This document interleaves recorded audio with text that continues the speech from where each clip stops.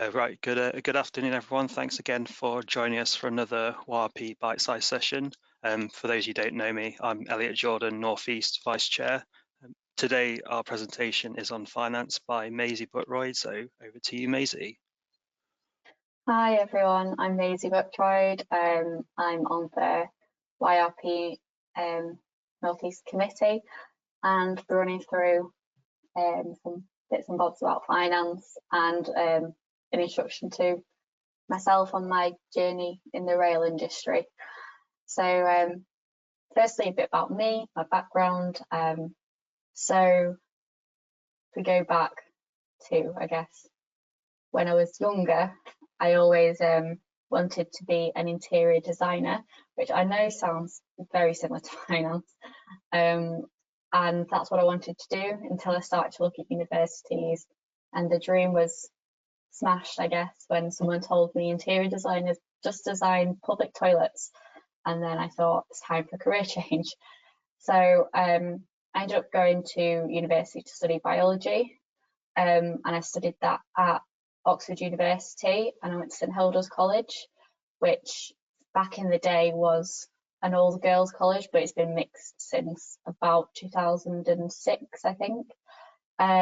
So that was 3 years, just a bachelor's in biological sciences, which was really interesting. But after that 3 years, I thought, do you know what? I don't think I can do another year to do a master's and then another 3 years to do a PhD.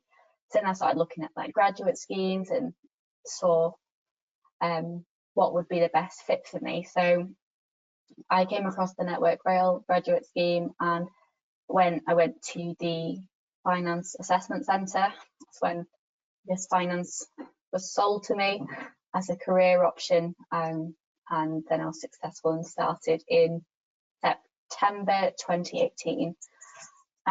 So I've been at Network Rail now for 2 years, and for the majority of that I've been doing finance style placements, but the current placement that I'm on is on the Transpennine routes upgrade, so that little train picture that you can see there, and I'm actually doing project management for this placement, just to get a wider appreciation of the rail industry and different sectors within that. Within Network Rail as well, I do a fair bit of work on diversity and inclusion. So that A that you can see on that picture is Archway, which is our LGBT plus employee network. So I'm on their leadership team as employee support lead. And also we have a gender equality network, which is called Inspire. And I'm on the Eastern Region leadership team as their comms lead, which is really interesting. I'm really enjoying that.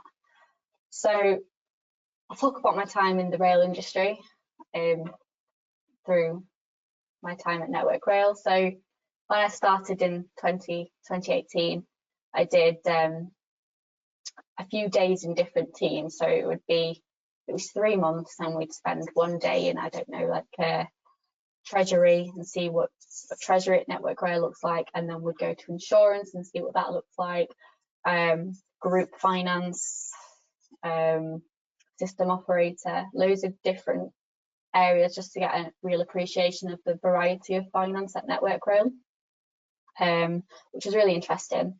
And one of the areas in Network Rail that I didn't realise would exist is property. So we spent about a week in property, and that was really interesting to see what property finance actually means, what that means in terms of Network Rail. Also, we also did mini placements in teams, such as some of my colleagues did internal audit, so got an appreciation of what that looks like, which was really interesting for those 3 months. But within those 3 months, we did quite a few exams, so I'll go on to the qualification side of it shortly. So we studied for CIMA, which is Chartered Institute of Management Accountants, and so within our first 3 months, we did, I think it was about 6 exams to cover off our certificate level qualifications. So it was a busy time. And then after that, we all went to Manchester to look at the shared service area of finance, so accounting services, so how transactions are dealt with centrally and sent out to different areas to be charged to them, and also spent a bit of time looking at how we cope with managing public money and the sort of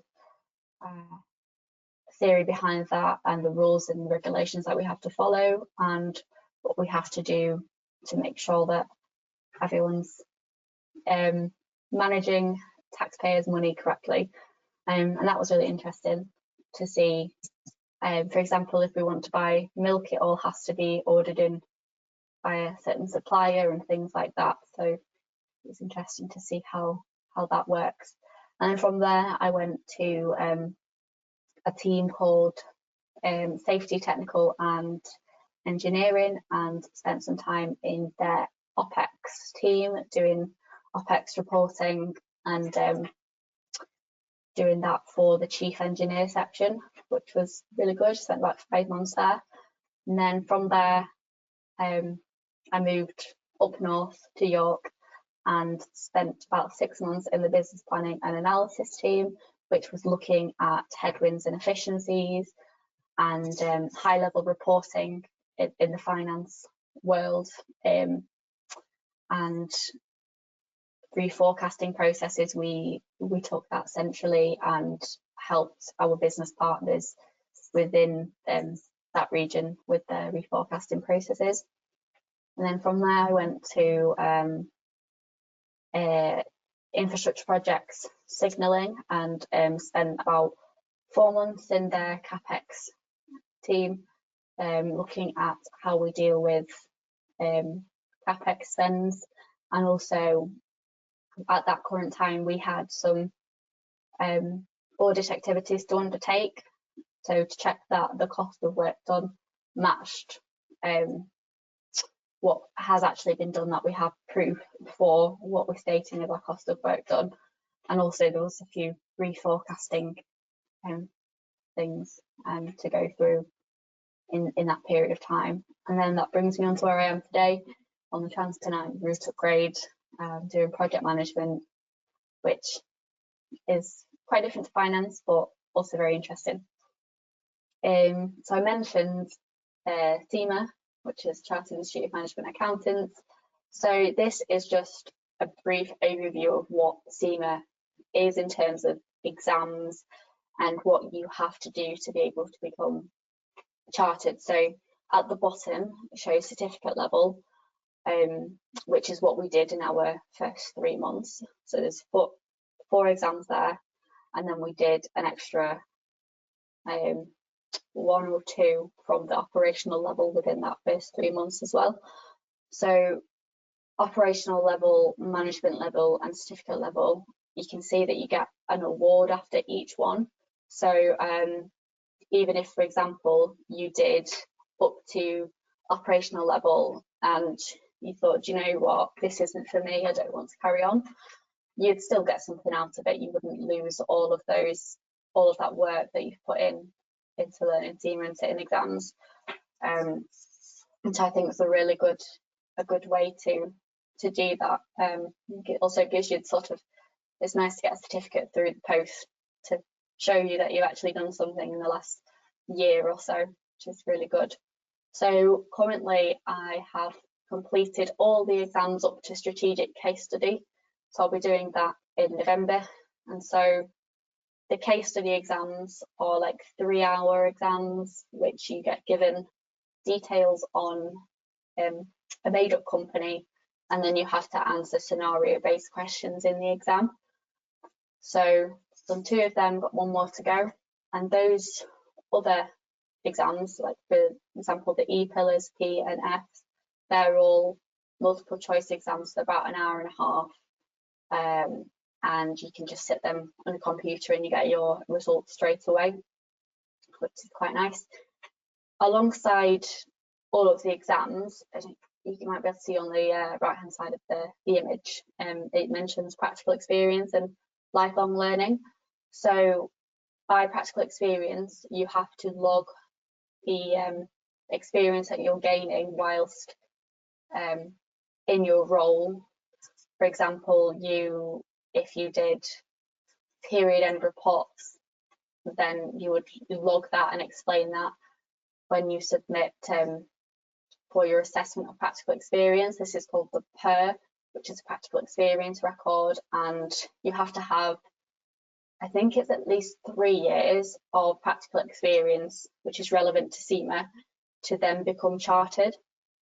So for example, after you finish your strategic case study exam, you'd technically be qualified. You've got to wait until 3 years to be chartered, which is upon approval of your practical experience record, and also you have to do an interview with someone from CIMA to become chartered. So I'll speak a little bit more about the practical experience record and what that actually means. So this diagram here shows how the breadth of different things that you can include in your practical experience record. So it's split into 4 different quadrants. So you have technical skills, business skills, leadership skills, and people skills. So before I started, I didn't realise that it would be such a wide variety of different things that you could include into it. Like, for example, communication skills you can talk about in your practical experience record. Also project management, which is really quite good actually. So in technical skills, that would be your finance style stuff, like your cost accounting, maybe if you do tax in your day job, things like that would go towards your technical skills side. Within your business skills, you need to have an appreciation of how the company that you work in, how it's run, what their strategy is like, the market and regulatory environment they sit in, and also have sort of an appreciation for the processes that go on and how they're managed. Also, there is leadership skills, which the information is in the title, I guess, but it does include things like change management, being able to drive performance, coaching and mentoring people. If you mentor anyone, that could be included, and managing teams, like team building. And lastly, there's people skills. So if you influence people, communicate with people, all of this kind of thing, collaboration and partnering, it's all included in this practical experience record. So it's quite broad in what you can include, and that makes CIMA quite a broad qualification. So it's not just strictly a finance qualification, it is also a business qualification. So even though you do your technical finance exams, you also do exams which are more business focused. And for example, the case studies are quite business focused. Like, you don't have to do serious calculations in the exam. It's more about having an appreciation for business issues and strategy. And that's also reflected in when you write up your practical experience record.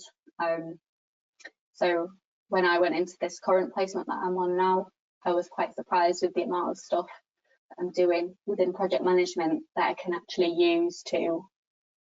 use within my practical experience record as evidence for my chartership, which was a really good surprise. If I'm honest, I was happy about that. And then at the bottom of this diagram, you can see it says something around ethics, integrity, and professionalism. So you have to sort of, there's a set of principles that CIMA outline that you have to abide by as a member of their organisation, and any breach of those sort of ethical principles, then you would not be able to be a member of CIMA. But obviously don't worry about that. They are usually things like professional competence and due care. There's professional behaviour, So as long as you're like sort of acting in a way that's deemed ethically sound, that's just sort of principles behind that. So that is everything on CIMA and finance from my experience of finance at Network Rail. So I can now open up the floor to everyone who's watching if they want to ask any questions about anything. It doesn't have to be strictly about finance, it could be about my experience at Network Rail, just whatever. Thank you. Oh, thanks for that, Maisy. It's a really interesting talk just to learn that there's more that goes into finance than just the old money. Yeah. I've got a few questions from the audience. Are you happy to answer a few of them? Yep, of course. Okay, so one of the first question we got is the CIMA certificate, can that be undertaken by someone who studied accountancy but didn't specialise it in their job after university? Okay, so yes is the answer to that. So you can either take the exams and then become qualified. So I didn't have any experience at all. I know my degree was in biology, but before that I had no experience of working in finance. So you could take the exams, become qualified, and then the only downfall that I can see to that is if you don't work in spend any time working in finance, it might be a bit difficult with a practical experience record. But that's not to say it's not possible. That, as you probably saw on the diagram, there are different areas that you'd be able to tap into to tick off that experience. So if it's something that you want to go into, then definitely look into it and explore that a bit further. No, that's a really good answer. Just yeah, it's always good to hear that that's another way of achieving things, not through what you might have thought you had to do. You mentioned sort of you're on one of the like diversity boards as part of your work. Do you think there's more that can be done to increase gender diversity, or is that a problem you think that needs to be faced? Yes is the answer to that question. There is a lot of work to be done across the rail industry in terms of diversity and inclusion.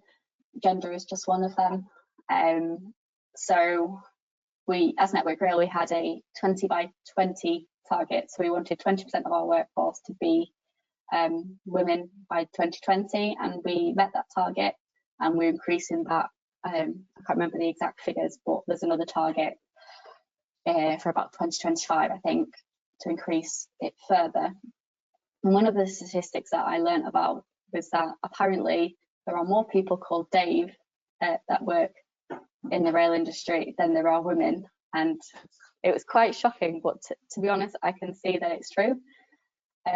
Another thing is, for example, in the LGBT plus community, a lot of people don't, I guess, openly express their identity at work. I know it's not just a strictly rail problem, but we find that a lot of people are scared to be out and able to talk about their personal life within the industry, as the rail industry is seen as a straight white male environment, and that's the same for our BAME colleagues.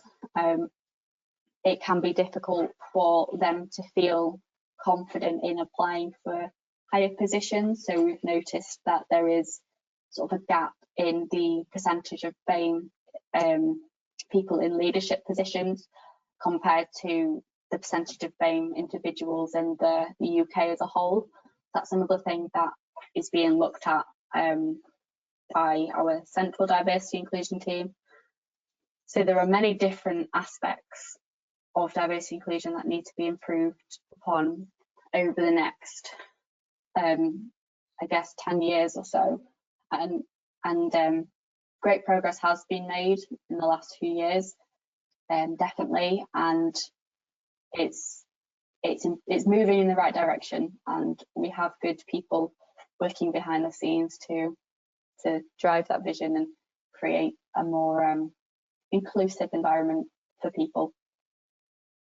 Yeah, it's really great to hear that big companies like Network Rail are definitely putting a proactive approach to like sort of change the face of what people think the rail industry looks like. So it's a really good answer there. So like another question is sort of as part of your graduate scheme, do you have much choice in the placements you do, or is that all sort of around a set structure? So the first, I'd say about 6 months, there isn't really any choice there. You follow a set structure. So the mini placements where you spend a few days in one team and another, that pre-set out is sort of like an induction period. And then when you go to Manchester, that's organised by the graduate team. But then when you go and do your further placements, the first placement, like longer period placement that you do, you have some flexibility in what you can do there. It does have to be based in a central team, which is in Milton Keynes, or there's, I think, one team in London. So it has to be one of those locations. But then after that, we go into, we call them route placements. So you go out into, well, anywhere in the country, sort of, and take a more proactive approach to, if you want to do a placement in one team, then you go out, get in contact with them and organise that. So it is very flexible in what you can do. Like, for example, at the moment I'm doing project management, which is not a normal route that people on the graduate scheme go down. People normally do the prescriptive finance placements. So there is a great deal of flexibility within the scheme. Oh, it's great to hear that you do have sort of a bit of a choice in what you do and sort of shape your sort of future career around it. So another question relating back to the SEMA exams, so you mentioned that the exams have these sort of scenarios. Are the scenarios relatable to real life, or is it quite far-fetched in their way? So they're actually really relatable, which I was quite surprised about. So the last case study that I did, it was around a record company, which I thought, okay, that's quite interesting for a qualification. And yeah, you sort of expect it to be some kind of generic, boring business scenario, but they do definitely try and create companies that people can relate to, and companies that may have something in the industry that might be headlining the media, for example. So they try to be quite topical, but you definitely can relate to them, and it's not too far-fetched. One thing that I would say on that is that when you're doing it's sort of like the prep for the exams, so you get the case study sort of pre-C material a few months before, it is quite interesting how much you end up learning about one industry. So I didn't really know much at all about how the music industry works, even though I listen to music on a regular basis. I had no idea about like royalties, and for example on Spotify and things like that, streaming services, the amount that's paid to the artist when you stream a song is pittance, really. It's pence, and I wouldn't have known that unless I'd sat the exam. And so you do have sort of that aspect to it where you learn things that you wouldn't expect to learn, even though it's not necessarily a strict part of the exam, if that makes sense. Like, you wouldn't have a question necessarily on what royalties are paid by a streaming service, but yeah, it's quite interesting.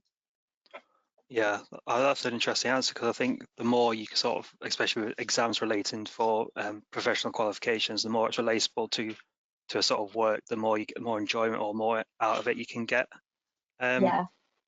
I think we've sort of got time for one more question. So you sort of, when you went down to like an assessment centre before you did your actual join Network Rail, so when you were there, was there other options to go into, on like what was it about finance that attracted you? So the assessment centre was just for finance, but the when I was applying to different schemes, to be honest with you, I applied for loads and loads of different things. When you leave university, you sort of just apply for whatever and just hope that you get a job. But when I went to this assessment centre, I was quite surprised at how well structured it was, just like in terms of the scheme, what content you would sort of learn under finance, because previously I didn't really know too much about finance. I knew about biology and animals, but not finance and money. So I was quite taken back with how good the scheme sounded. But I would say there are a lot of different schemes at Network Rail, and finance is the one which sort of jumped out to me on paper, but in person it was even more it was sold even better to me at the time, and I came away quite excited about the possibility of working there, even though obviously when you leave you don't know how well you've done, but thankfully it worked out okay. Yeah, thanks for that. So thank you again, Maisy, for taking the time out today to do this small presentation. Thanks to everyone who joined us today. If this is your first time attending one of the YRP's webinars, don't forget to sign up to the YRP. It's free, and you can also keep up to date with other future events such as these. I know tonight the YRP Scotland region has a webinar today at 5 o'clock on the ORR, which sounds quite interesting. So if you fancy joining that, don't forget to sign up for that. And next Tuesday, we have another YRP Bitesize presented by Don Port, the North East Treasurer, on remote monitoring of trains. So that should be really interesting. So once again, thanks, Maisy, and I'll hopefully see everyone next time. Thank you. Thanks, everyone.